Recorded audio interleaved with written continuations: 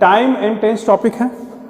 आपको ये पढ़ना है कि टाइम एंड टेंस में पढ़ते तो हम टेंस को है, जानना आपको ये है कि टाइम एंड टेंस में पढ़ते तो हम टेंस को, लेकिन हम फिर लिखते टाइम को क्यों है।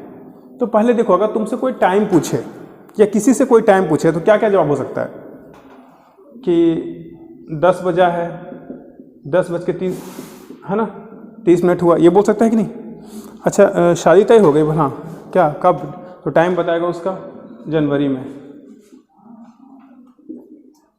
है ना। कितना टाइम लगेगा इस काम में, तो बोलोगे 2 घंटे, 2 आवर्स। देखो ये क्या बता रहा है, क्लॉक के हिसाब से, है ना।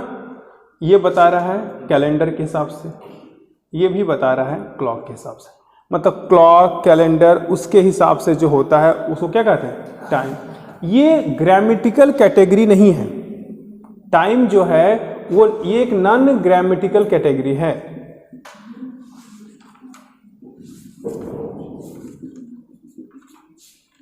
टाइम क्या है, नॉन ग्रामेटिकल टर्म है। नॉन ग्रामेटिकल टर्म का मतलब, हाँ, जिसका जो ग्रामर का टर्म नहीं है, मतलब ऐसा नहीं ग्रामर में इस्तेमाल नहीं होगा, लेकिन ग्रामर का टर्म नहीं है। टाइम वो भी इंसान जानता है जो ग्रामर नहीं पढ़ा है, पढ़ा लिखा नहीं है, उसको भी टाइम पता है, जिसको हिंदी में आप समय कहते हैं, ठीक है।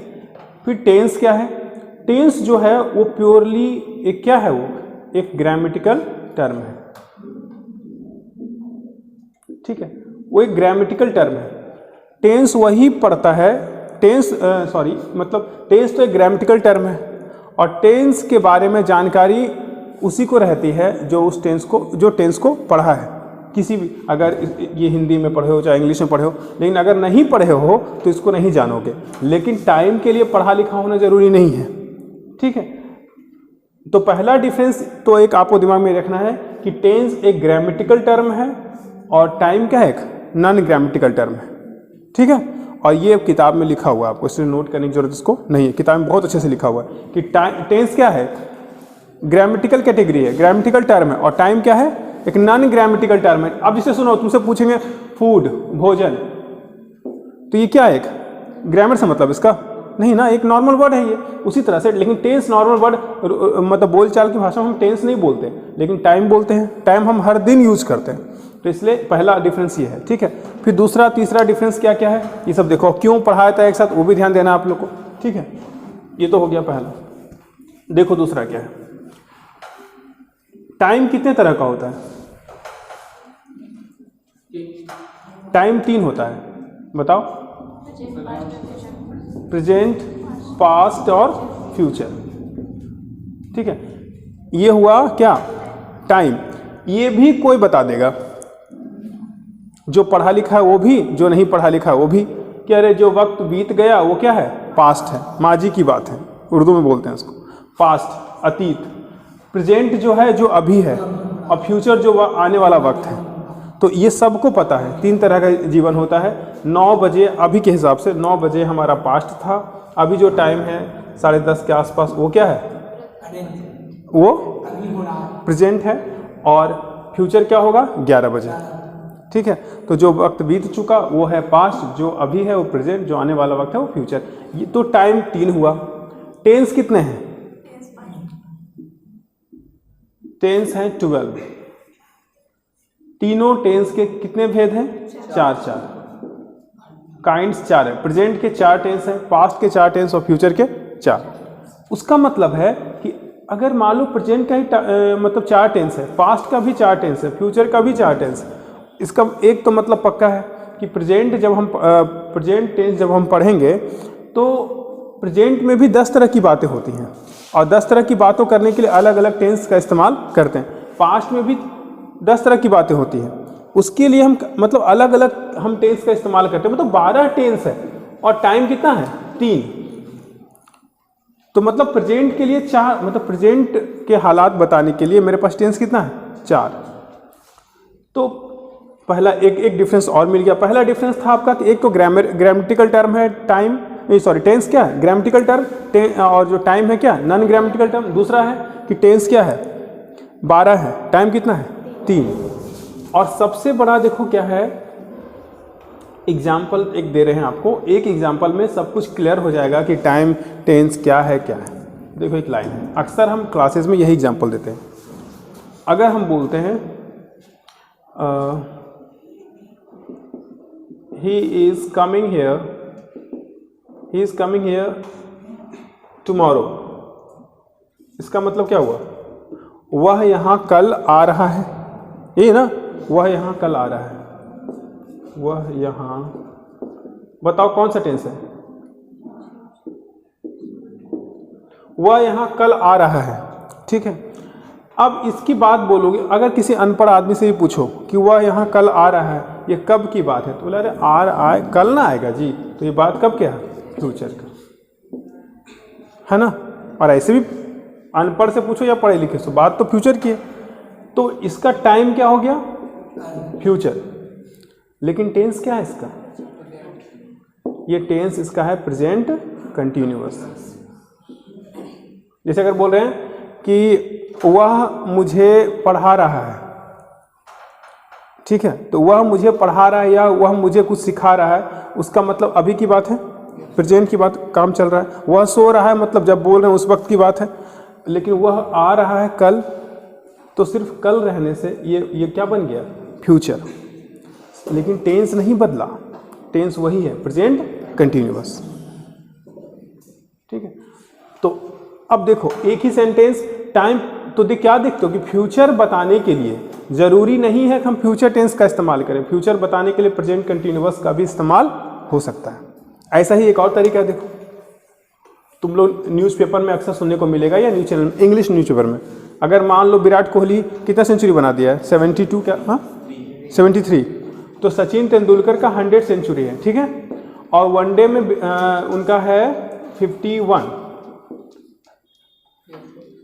वनडे में 49 है, सॉरी, वनडे में सचिन तेंदुलकर का 49 सेंचुरी है, ठीक है, और 51 है टेस्ट में। तो विराट कोहली का सेंचुरी शायद 43 हो गया है ना, 43 के आसपास विराट कोहली, तो 6 सेंचुरी और बना लेगा, तो 49 मतलब 7 सेंचुरी में वो 50 हो जाएगा, ठीक है। तो 7 सेंचुरी में विराट कोहली का क्या होगा? 50 सेंचुरी हो जाएगा, तो रिकॉर्ड टूट जाएगा ना, किसका? सचिन का। तो पेपर में ऐसे आएगा लिखा हुआ, देखो, Virat breaks Sachin's record, Virat breaks Sachin's record, ये रहेगा आपके किस में लिखा हुआ? ये न्यूज़पेपर में। अगर इंग्लिश का खरीदोगे, the times of India, the Hindustan times, ये सब पढ़ोगे तो, लेकिन जब अगर प्रभात खबर लोगे, हिंदुस्तान लोगे, दैनिक जागरण खरीदो, तो उसमें लिखेगा विराट ने सचिन का रिकॉर्ड तोड़ा। तो विराट ने सचिन का रिकॉर्ड तोड़ा, ये जो हेडलाइन है तोड़ा, ये बता रहा है पास्ट की बात है। लेकिन ये विराट ब्रेक्स, अब अगर इसको छोड़ दें तो विराट ब्रेक्स मतलब लगता है तोड़ता है, मतलब एक दिन की बात नहीं है, रोज तोड़ता है ऐसा लगा। लेकिन कल्चर है, इंग्लिश में क्या होता है, इंग्लिश में जब हम हेडलाइन बनाते हैं ना, जो पास्ट में हो गया है उसका अगर हेडलाइन बनाते हैं तो हम इस्तेमाल करते हैं प्रेजेंट इंडेफिनिट टेंस का, ठीक है। अब देखो, लेकिन बात कब की है? पास्ट। तो विराट ने सचिन का रिकॉर्ड तोड़ा, ये इसमें पूछेंगे कब की बात है, तो क्या बोलोगे? पास्ट। पास्ट की बात नहीं है। अगर आज तोड़ा गया रिकॉर्ड तो कल के पेपर में आएगा, या आज तोड़ा गया तो 1 मिनट के बाद टीवी पे दिखाया जाएगा, 5 सेकेंड के बाद तो बताया जाएगा, 10 सेकेंड के बाद, तो 1 सेकेंड के बाद भी तो पास्ट हुआ। तो टाइम क्या हो गया? पास्ट। लेकिन टेंस क्या है? Present indefinite. मतलब क्या देखें कि प्रेजेंट इंडेफिनिट का इस्तेमाल किया जा रहा है क्या बताने के लिए? पास्ट बताने के लिए। और इससे पहले वाले में क्या देखें आप कि कौन सा टेंस था? प्रेजेंट कंटिन्यूअस का इस्तेमाल किया जा रहा था क्या बताने के लिए? फ्यूचर बताने के लिए। तो उसका मतलब क्या है कि आप ऐसे दिमाग ना लगा लीजिए कि प्रेजेंट की बात है, ये प्रेजेंट टेंस पढ़ रहे हैं तो मतलब प्रेजेंट की बात होगी, पास्ट टेंस पढ़ रहे हैं तो पास्ट की बात, ऐसा नहीं है। आपके पास 12 टेंस है, टाइम कितना है? मात्र 3। तो उसका मतलब है कि जब मान लो पहला टेंस पढ़ोगे प्रेजेंट इंडेफिनिट, सिंपल प्रेजेंट जिसको बोलते हैं, तो तुम लोग पढ़ना कैसे? पहला क्लास है आज बता देते हैं, ऐसे पढ़ना शुरू करोगे, हम बता रहे हैं इसी मंथ, यही मंथ खत्म होते, मतलब टेंस खत्म होते ही आप लोग का इंग्लिश का लेवल अलग हो जाएगा, सिर्फ टेंस खत्म होते होते बता रहे हैं। जब भी बच्चे बोलते हैं ना सर हमें स्पोकन इंग्लिश करना, ये करना होगा, हमें एक ही बात यही बोलना होता है कि तुम टेंस अच्छे से पढ़ लो। और कोई टेंस पढ़ना नहीं चाहता, अगर कहीं से पढ़ के आया हुआ तो टेंस पढ़ना नहीं चाहता है। टेंस पढ़ना इसलिए नहीं चाहता, उसको तो पढ़े हुए हैं ताहती करके। ऐसा नहीं होता, अगर आप टेंस अच्छे से पढ़े हैं ना, आपको इंग्लिश में प्रॉब्लम ही नहीं होगी। और अगर प्रॉब्लम होगी तो पता चलेगा प्रॉब्लम क्यों हो रही है, तुरंत सॉल्यूशन कर लोगे। और कभी लोग देखते हो, जैसे कौन आदमी नहीं चाहता कि इंग्लिश अच्छी बोले, अच्छा सीखे, लेकिन वो सीख क्यों नहीं पाता? सीख इसलिए नहीं पाता कि उसका ईगो सामने आता है। वो चीज़, कुछ चीज़ों को वो दिमाग में रख चुका है कि नहीं ये चीज़ें हमें आती हैं, इसको हम बचपन में पढ़े हैं। अगर कोई कुछ पढ़ाई आप कर चुके हैं और वो अभी तक काम नहीं आई है, तो या तो उसका आप यूज नहीं कर पा रहे हो सही से, उसके लिए भी टीचर चाहिए, या फिर आप उसको गलत तरीके से पढ़े हो। ग्रामर कोई बनाता नहीं, ऑलरेडी है लिखा हुआ, उसी को अच्छे से पढ़ना, अच्छे से समझना। तो तुम लोग को कुछ नहीं करना है। आज ये पहला ही क्लास था, तुम लोग को जो भी पढ़ाया जा रहा है, टेंस वगैरह जो भी, एकदम ध्यान रखना है कि पहला दिन से हमें समझ में आए, और नहीं आए तो पूछ लो, खेला खत्म है। पढ़ाई टेंस खत्म होने के बाद इंग्लिश इतनी आसान हो जाएगी कि हर दिन तुम्हें लगेगा कि तुम कैपेबल हो नए 100 लाइन्स बनाने के लिए, और नए नए जो आप पहले बना नहीं सकते थे, ऐसा है। और हर ग्रामर का एक एक टर्म, ग्रामर का एक एक चीज़ समझो कि वो उसके लिए, किसके लिए? लैंग्वेज के लिए, लिखने के लिए। तो ऐसा नहीं कंपटीशन का ये कोर्स है, तो ऐसा नहीं कंपटीशन की पढ़ाई कर रहे हो तो उसका मतलब हो गया कि ये क्या कहते हैं, कंपटीशन की पढ़ाई कर रहे हैं तो उसका मतलब ये नहीं होगा कि आप इस इंग्लिश का इस्तेमाल लिखने में नहीं करेंगे, बोलने में नहीं करेंगे। सब इंग्लिश एक ही है।